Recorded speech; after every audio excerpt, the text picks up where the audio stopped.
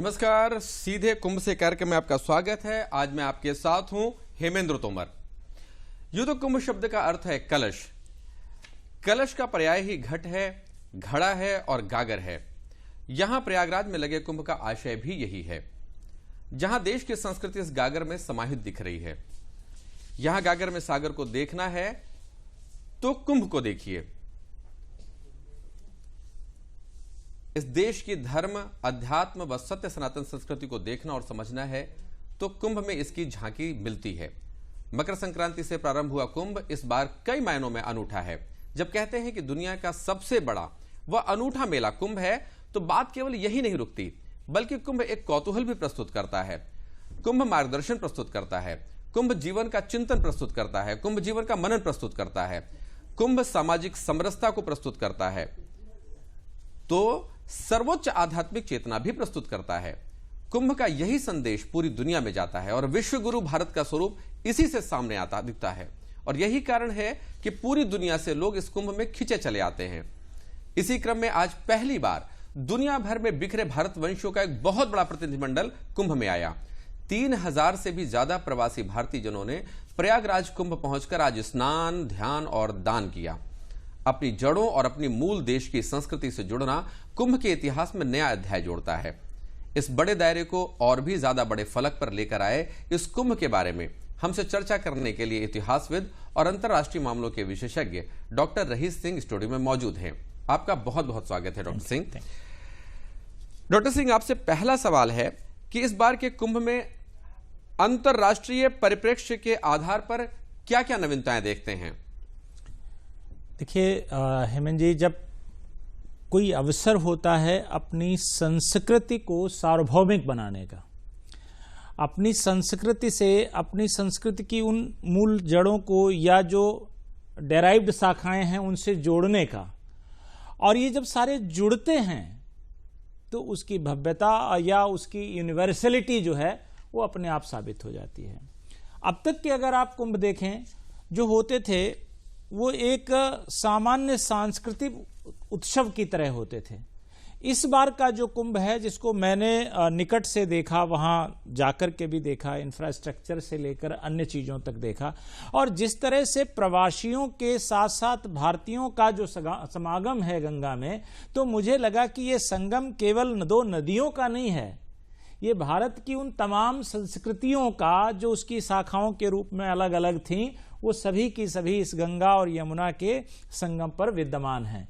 तो ये जो एक मैसेज यहां से गया, अभी तक मैसेज नहीं इतना बड़ा जाता था।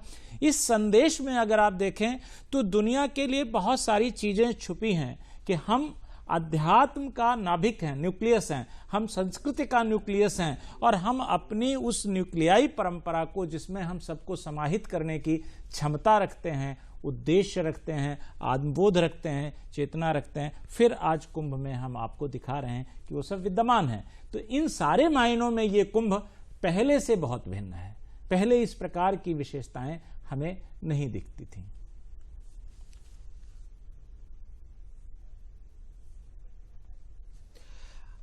आइए चलते हैं सीधे प्रयागराज कुंभ में, जहां धर्म संस्कृति के विविध रंगों ने अपनी छटा बिखेर रखी है, उसकी झलकियां।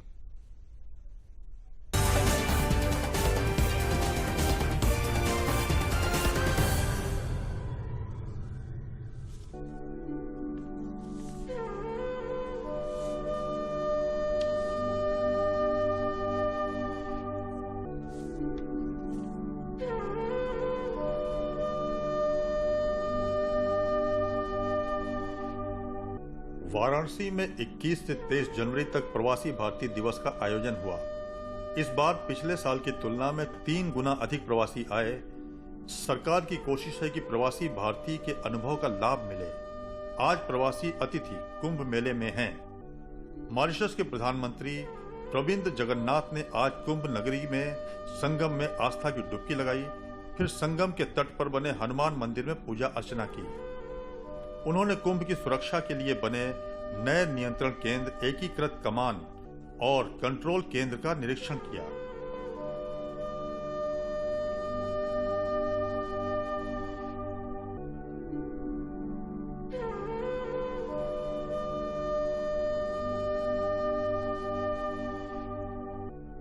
सनातन धर्म की रक्षा के लिए आदि शंकराचार्य ने अखाड़ों की नींव डाली।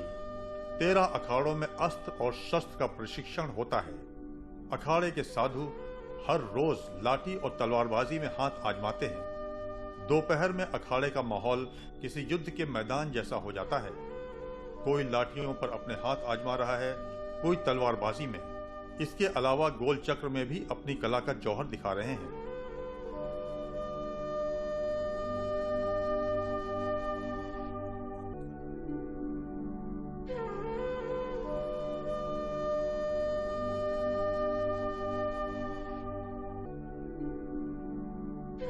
संगम नगरी प्रयागराज के कुंभ में आई 51,000 रुद्राक्ष दोशाला 250 साल पुरानी है, जिसका वजन 1.5 कुंतल, लंबाई 10 फुट और चौड़ाई 8 फुट है। इस शिव दोशाला में देश और विदेश से लाए रुद्राक्ष भी लगाए गए हैं।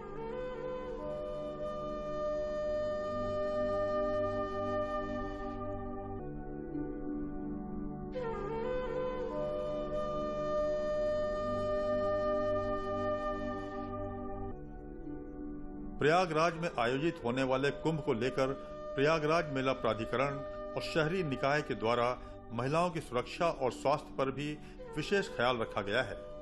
यहाँ विशेष तरह का पिंक टॉयलेट बनाया गया है। शौचालय की व्यवस्था के साथ बेबी केयर और अन्य प्रमुख सुविधाएं यहाँ मौजूद हैं।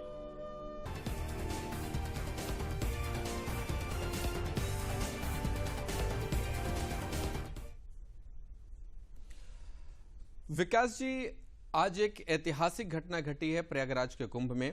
पूरी दुनिया से लोग यहां पर आए। पूरी दुनिया के विभिन्न देशों के लगभग 3200 से ज्यादा लोग आए हैं और उन्होंने आज इस दिव्य और भव्य कुंभ के दर्शन किए। आप ये बताएं कि कुंभ में इस बार उन्होंने क्या नवीनताएं देखी, वो क्या सोचते हैं? जी बिल्कुल हेमेंद्र, आज बहुत ही खास दिन था प्रयागराज कुंभ में, जब भारतवंशी कुंभ में आए और उन्होंने जो कुंभ में आए तो एक सुखद जो एहसास था, जिसकी उन्होंने अनुभूति शब्दों से ज़्यादा उन्होंने कहा कि इसको महसूस हम लोग कर रहे हैं। एक दिव्यता, एक भव्यता जिसको कुंभ में आकर ही महसूस किया जा सकता है। उन लोगों ने जब हमसे बातचीत में यही बात कही। और हमारे साथ आज एक खास मेहमान है, प्रोफेसर गिरीश त्रिपाठी जी हैं, पूर्व वीसी BHU के। हम उनसे भी जो है जानना चाहेंगे कितना खास मायने रखता है आज NRIs आए, कुंभ की धरती पे आए, उन्होंने पूजन अर्चन और दर्शन भी किए। कुंभ एक आध्यात्मिक पर्व है। भारत अनादिकाल से अपने दर्शन, जीवन और जगत के प्रति अपनी विशिष्ट दृष्टि तथा उससे जुड़े हुए सिद्धांतों के कारण विश्व में जगत गुरु के स्थान पर प्रतिष्ठित रहा। और इसी का प्रभाव था कि अभी हाल ही में यूनेस्को ने कुंभ को मानवता की अमूर्त धरोहर के रूप में घोषित किया है। आज इस कुंभ में अब प्रवासी भारतीयों का इतनी बड़ी संख्या में आना, यह भारत के लिए तो गौरव की बात है ही, परंतु उन सिद्धांतों, उन मूल्यों, उन सनातन आध्यात्मिक सिद्धांतों के लिए भी महत्वपूर्ण है, जिनके कारण भारत को विश्व में जगतगुरु का स्थान प्राप्त रहा। आज मानवता के सामने सामाजिक जीवन में, आर्थिक जीवन में, राजनैतिक जीवन में, सांस्कृतिक जीवन में, यहाँ तक कि विज्ञान और तकनीक के मूल में भी कुछ चुनौतियाँ खड़ी हुई हैं। इन समस्त चुनौतियों का समाधान भारत के दर्शन और जीवन और जगत के प्रति कुंभ में जो करें एक और खास चीज थी, आज जो पहले कभी भारत नहीं आए थे वो लोग आए। भारत को अगर जानना है तो कुंभ आ गए, उनको पूरे भारत के दर्शन हुए। सर ने कहा ना, भारत के सामाजिक, आर्थिक, राजनैतिक, सांस्कृतिक जीवन के साथ साथ विज्ञान और तकनीक के मूल में भी हमारा दर्शन और जीवन और जगत के प्रति हमारी दृष्टि सुरक्षित थी। और उस दृष्टि का प्रचार और प्रसार हमारे ऋषियों और मनीषियों ने मानवता के कल्याण के लिए समूचे विश्व में किया है। विश्व में कोई ऐसा स्थान शेष नहीं है जहां पर भारत का कोई न कोई मनीषी किसी न किसी समय के बिंदु पर न गया हो और मानवता के कल्याण के लिए अपने इस दर्शन और अपनी जीवन और जगत के प्रति इस दृष्टि के साथ मानवता के विकास के लिए काम न किया हो। ऐसा कोई स्थान नहीं। सिद्धांतों और जीवन मूल्यों की एक युगानुकूल और देशानुकूल व्याख्या करते हैं और वह युगानुकूल और देशानुकूल इन सिद्धांतों की व्याख्या संपूर्ण विश्व में जाए, इसके लिए इन सर, यहाँ जो लोग आए थे उनका ये भी कहना था, यहाँ पे हमने जो देखा, जो पाया, जो संदेश लेके जा रहे हैं, वो संदेश जब यहाँ से वो लोग लेके जाएंगे तो उसके क्या कुछ मायने होंगे। यही बात मैं कह रहा था कि आज विश्व में जो चुनौतियां जीवन के सभी क्षेत्रों में खड़ी हैं, उनके समाधान के लिए यहाँ का जीवन, यह कुंभ का एक अवसर और इसकी जो दिव्यता और भव्यता है, वह एक संदेश के रूप में इन प्रवासी भारतीयों के माध्यम से संपूर्ण विश्व में जाएगी और भारत को वह स्थान फिर मिलेगा जो उसका अनादिकाल से संपूर्ण विश्व में सुरक्षित था। सर, एक और खास बात रही यहाँ पे जो उन्होंने व्यवस्थाओं की बात कही, व्यवस्थाओं में जो बड़ा खास जो है करें इंतजाम किया गया है, वो काफी ज्यादा उन्होंने सुखद एहसास बताया। बिल्कुल सही बात है। पहली बार हम यह बात देख रहे हैं कि ये कुंभ का अवसर तो हर बार आता है, परंतु इस बार स्वयं शासन ने इस कुंभ की दिव्यता और भव्यता में अपनी रुचि दिखाई है। एक तरफ कुंभ की दिव्यता है, परंतु जैसा कि हमने कहा कि यह दिव्यता भी युगानुकूल और देशानुकूल अपनी भव्यता के साथ ही प्रकट होती है। और इस बार जो कुंभ का स्वरूप है वह वास्तव में भव्य और दिव्य दोनों है और इन प्रवासी भारतीयों के माध्यम से वह दर्शन, वह दृष्टि हमारी संपूर्ण विश्व में जैसा कि धरोहर के रूप में है, विकास वह जी, लोगों के बीच जाएगी, ऐसा हमारा विश्वास। एक सवाल डॉक्टर त्रिपाठी से आप करें, और वो ये कि जो 3200 लोग पूरी दुनिया से आए आज दर्शन करने के लिए, वहां उस कुंभ में प्रतिभागी बनने के लिए, वो क्या जब आज पूरी दुनिया में विकास का पैमाना आर्थिक रहता है, तो डॉक्टर त्रिपाठी से आप ये जानने की कोशिश करिए कि क्या यह हमारे लिए अनुकूल परिणाम इस दिशा में लेकर आने वाला होगा कि जब आर्थिक रूप से पैमाना होता है किसी भी विकास को मापने का, तो हम एक धार्मिक और सांस्कृतिक कार्यक्रम में उनको आमंत्रित करते हैं, तो उसको विकास के दिशा में कैसे जोड़ पाएंगे इन 3200 लोगों के माध्यम से? जी बिल्कुल बिल्कुल जी बिल्कुल हमसे हेमेंद्र सवाल कर रहे हैं आपसे पूछने के लिए। सर, ये बताएं कि जो यहाँ पे एनआरआई आए, 3000 से ज़्यादा लोग आए, इसके क्या कुछ मायने होते हैं? आजकल की दुनिया अगर देखें तो अर्थतंत्र पे काफ़ी ज़्यादा निर्भर हो गई है, एक विचारधारा चल रही है, और ऐसे में जब हम धर्म शास्त्रों और कुंभ की दर्शन की बात करते हैं, इससे यहाँ से क्या सीख मिलेगी, क्या उनके बदलाव आएगा? बिल्कुल ठीक बात कही। हमारे ऋषियों ने हमारी जीवन की जो दृष्टि बनाई वह एक होलिस्टिक अप्रोच है, वह खंड खंड में जीवन के पक्षों पर विचार नहीं करती। हमारे यहाँ पुरुषार्थ चतुष्टय जीवन का आधार है, अर्थात धर्म, अर्थ, काम और मोक्ष। परंतु धर्म, अर्थ, काम, मोक्ष प्रकट रूप में अलग दिखाई पड़ते हुए भी इनमें एक it's a matrix of 4x4। धर्म में भी अर्थ, काम, मोक्ष है, अर्थ में भी धर्म, काम, मोक्ष है, और काम में भी धर्म, मोक्ष, धर्म, अर्थ और मोक्ष है। यहाँ तक कि मोक्ष भी धर्म, अर्थ और काम विरहित नहीं है। इसलिए हमारे यहाँ इस अर्थ प्रधान युग में मूल में धर्म होना चाहिए, अर्थात हमारे अर्थ के वे मीन्स, वे साधन, उनका एक नैतिक आधार होना चाहिए, उनके मूल में धर्म होना चाहिए। हमारे काम के मूल में भी धर्म होना चाहिए। हमारी कौन इच्छाएं जस्टिफाइड हैं, कौन इच्छाएं जस्टिफाइड नहीं हैं। अर्थात यह पुरुषार्थ चतुष्टय का संदेश आज के इस भौतिक युग में, अर्थ प्रधान युग में मानवता के कल्याण के लिए एक सुखद संदेश है, जिसे अप्रवासी भारतीय बड़ी संख्या में आकर के अनुभव भी कर रहे हैं और एक सुखद अनुभूति लेकर जा भी रहे हैं। जी बिल्कुल, जैसा कि बताया प्रोफेसर साहब ने कि बिल्कुल अर्थतंत्र के साथ ही धर्म महत्वपूर्ण रीढ़ होता है, और आज जो अप्रवासी भारतवंशी यहाँ से आए थे, यहाँ से वो अनुभव, वो संस्मरण लेके जाएंगे, वो उनके लिए बहुत ही यादगार होंगे। जी हेमेंद्र। धन्यवाद विकास। हम लौटते हैं वापस स्टूडियो। अब डॉक्टर सिंह, आपसे एक महत्वपूर्ण सवाल यह है कि जब पूरी दुनिया में विकास को आर्थिक आधार पर मापा जा रहा है, लगातार मापा जाता है, तो ऐसे में इस धार्मिक और सांस्कृतिक आयोजन को आप किस तरह से लेते हैं? हेमंत जी, देखिए, मेजरमेंट दुनिया तय करती है और अपने अपने हिसाब से तय करती है, क्योंकि कभी हम ग्रोथ और विकास, डेवलपमेंट को अलग अलग रखते थे, आज दोनों एक ही साथ आ गए। तो हमें देखना क्या है, विकास का मतलब क्या है? विकास का मतलब सिर्फ इकोनॉमिक ग्रोथ है।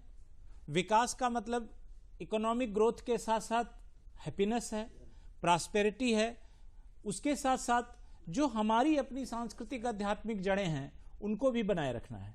जैसे मैं एक बुक पढ़ रहा था और वो अमेरिकन ने लिखी है, उसने लिखी कि हमें आने वाले समय में एक डर लगता है कि हम पैदा किसे कर रहे हैं, हम प्रोफेशनल्स को, या सही एक अर्थ में कहें तो हम सेल्समैन्स को पैदा कर रहे हैं। ये आने वाले समय में हमारी कल्चर को, हमारे अध्यात्म को, हमारी प्रॉस्पेरिटी को भूल जाएंगे। तो हमारी आज की जरूरत क्या है? Values and economic development, culture and economic development. हम अगर इन दोनों को जोड़ ले गए तो हमारा जो विकास होगा वो हैप्पीनेस के साथ विकास होगा। ये भूटान ने हमें, एक छोटे से देश ने सिखाया कि आप ग्रोथ करिए, आप टेक्नोलॉजी को लाइए, लेकिन नेचर को प्रिजर्व करिए और अपनी आध्यात्मिक जो लाइफ है उसको उसके साथ जोड़ दीजिए।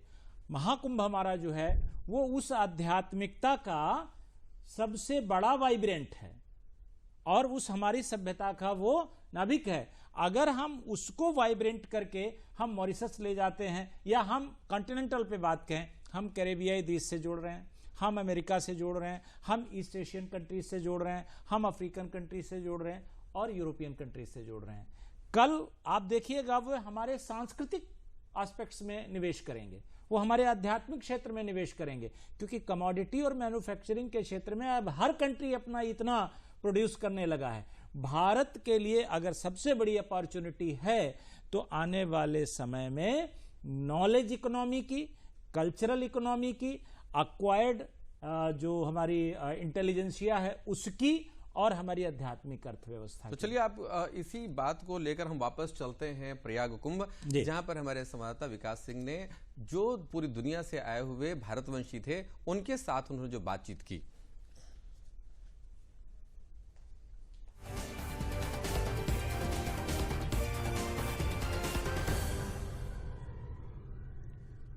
Right, we are very grateful to the Indian people for welcoming us for this Kumbh Mela, for the PPD. Right, it was a unique occasion where people of Indian origin of all corners of the world we met. See something that I will never forget. ये experience तो words में नहीं कह सकते, क्योंकि ये सिर्फ आप फील कर सकते हैं, एहसास कर सकते हैं। मैं कहूँगा कि यहाँ हमारा आना हमारे लिए बहुत भाग्यमय है। हम कहेंगे धन्यवाद मोदी जी को पहले, हम कहेंगे धन्यवाद अपने प्रधानमंत्री मॉरिशस के प्रवीण जगन्नाथ को भी, और यहाँ का सब वासी, पुलिस ने ऐसा एक काम किया है इस देश में हम जब से आए हैं। Wonderful, very good, excellent, really enjoying it, you know. Wonderful experience. I have never been here before in this area. तो अक्षय वट और पाताल की जो जितने भी मंदिर हैं और ये सरस्वती माँ का, तो मेरे लिए तो दिस अहोभाग्य कि आज ये अपॉर्चुनिटी मिली और मैं देख पाया। बहुत सुंदर है। मैं समझता हूँ कि हमारा सौभाग्य है कि हम पीबीडी पे आए तो साथ में कुंभ का जो मेला है उसके दर्शन करने को मिले, और ओवरऑल जो एक्सपीरियंस है बहुत अच्छा रहा है। जो इंतज़ाम प्रशासन की तरफ से, पुलिस की तरफ से किया गया है, काफ़ी सिक्योर्ड लगा है मेरे को। हम बहुत बहुत धन्यवाद करता हूँ यहाँ का भारत राज्य को, और जो अपना प्राइम मिनिस्टर नरेंद्र मोदी जी की और सुषमा स्वराज जी की, और यहाँ का यूपी गवर्नमेंट अपना जो प्राइम मिनिस्टर, जो अपना चीफ मिनिस्टर है आदित्यनाथ योगी की भी हम लोग बहुत बहुत धन्यवाद करता हूँ। यहाँ प्रयागराज में आकर ये सब दर्शन, प्रयागराज में जो त्रिवेणी संगम पे नहाने का, यहाँ पर जो हनुमान मंदिर का, वो सब दर्शन के लिए हम लोग दर्शन कराने के लिए जो फैसिलिटीज मिला है, यहाँ का पुलिस और यहाँ का मीडिया, यहाँ का गवर्नमेंट ऑफिसर, कितना हम लोग स्वागत किया, अभिनंदन किया, हम बात में नहीं बोल सकता हूँ। जी हाँ भाई जी, हम सब सुरनाम से आए हैं, साउथ अमेरिका से। यहाँ हमसे भाई एक डेलीगेशन लेके यहाँ पे बहुत सुंदर लग रहा है, बहुत सुंदर है। यहाँ के सभी जो कर्मचारी अच्छी तरीके से हमसे बात कर रहे हैं, स्वागत कर रहे हैं अच्छी तरीके से, बहुत अच्छा लग रहा है। मैं नरेंद्र ऑस्ट्रेलिया से हूँ, मैं मेलबर्न से, और ऐसा लग रहा है बस शब्द नहीं है इसको कहने के लिए। एक्सपेक्टेशंस जो थी उससे तो बहुत ज़्यादा ऊपर है। दिव्य कुंभ भव्य कुंभ की परिकल्पना में इस बार प्रवासी भारतीय भी शामिल थे, और जब प्रवासी सम्मेलन काशी में समाप्त हुआ तो वो सारे प्रवासी भारतीय प्रयागराज पहुंचे। प्रयागराज में गंगा की गोद में उन्होंने पहुंच करके जो शांति की अनुभूति की उसका बयान भी किया, और इसके साथ ही भारत सरकार और उत्तर प्रदेश सरकार द्वारा अभ्यागतों के स्वागत के लिए जो तैयारियां की थी उसकी तारीफ की। निश्चित रूप से भारत सरकार और उत्तर प्रदेश सरकार ने प्रवासी भारतीयों को उनके पूर्वजों के तमाम सांस्कृतिक और सनातनी परंपराओं से जोड़ने के लिए जो व्यवस्थाएं की थी वो इससे संतृप्त नजर आए, संतुष्ट नजर आए। निश्चित रूप से दिव्य कुंभ भव्य कुंभ की प्रयाग की जो परिकल्पना थी प्रवासी भारतीयों के आने से वह कहीं न कहीं परवान चढ़ी है। लाल साहब और सुल्तान अहमद के साथ आशुतोष शुक्ला, डीडी न्यूज, प्रयागराज। कुंभ क्षेत्र में प्रवासी भारतीयों के साथ भावपूर्ण बातचीत करने के लिए दूरदर्शन संवाददाता आशुतोष जी और विकास जी का बहुत धन्यवाद। हम वापस फिर लौटते हैं कुंभ क्षेत्र में, जहां पर संस्कृति, कला और संगीत की झलकियां जहां हमको देखने को मिलेंगी।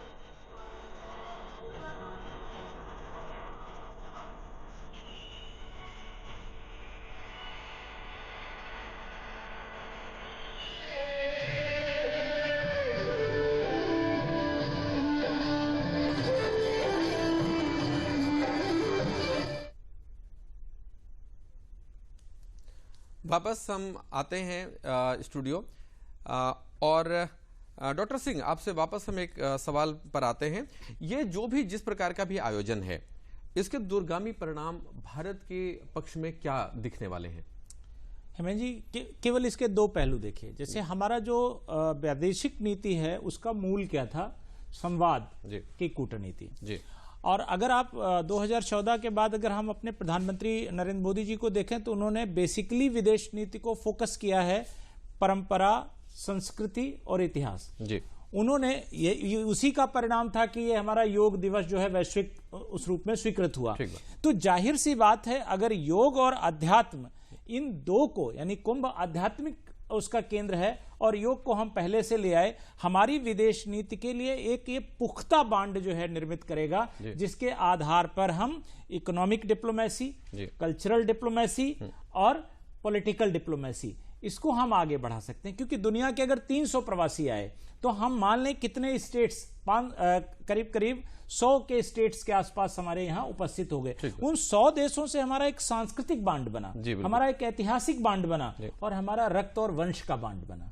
जब ये बॉन्ड बनता है तो हमें भविष्य में डिप्लोमेटिक डिविडेंड बहुत ज्यादा हासिल होता है। हम कह सकते हैं कि प्रयागराज का कुंभ जिस तरह से वैश्विक पटल तक गया, विश्व में हम अपनी जड़ों से जो जुड़े हुए लोग थे हम उनको वापस लेकर भी आए। बिल्कुल, हम प्रूव कर रहे हैं कि हमने विश्व को क्या दिया था और हम फिर से आज दिखा रहे हैं कि हम वहां पर आकर के ये हमारी थाती है और हम इसके जरिए विश्व को जोड़ रहे हैं और इसके जरिए हम विश्व का केंद्र बन रहे हैं, विश्व की सभ्यता का, विश्व की संस्कृति का और अध्यात्म का। तो हम ये कह सकते हैं कि कुंभ में आज जो 3200 प्रतिनिधि पूरे दुनिया के कोने कोने से वहां पर आए, जिन्होंने वहां पर स्नान किया, ध्यान किया और दान किया, उनके साथ में हम ये भविष्य में एक सबल भारत, समर्थ भारत और विश्व गुरु के रूप में स्थापित होता भारत को हम देख सकते हैं। बिल्कुल, इसमें कोई संशय नहीं, 100%। क्योंकि भारत जो विश्व गुरु है ना, वो यही है उसका मूल।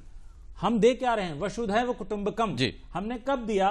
और हम आज भी ये दिखा रहे हैं कि हम उसी भावना से प्रगतिशीलता के साथ विश्व की सभ्यता और विश्व की संस्कृति को लीड करने की क्षमता रखते हैं जी। इसके जरिए हम आगे बढ़ेंगे और ये देश हमारे साथ साथ आगे हमारा साथ देंगे। यही भारत की सबसे बड़ी विजय होगी, यही भारत की गरुता होगी, यही भारत का एक आत्मबल होगा। इस सारगर्भ चर्चा के सहभागी बनने के लिए हम आपका बहुत धन्यवाद प्रेषित करते हैं। दर्शकों को नमस्कार।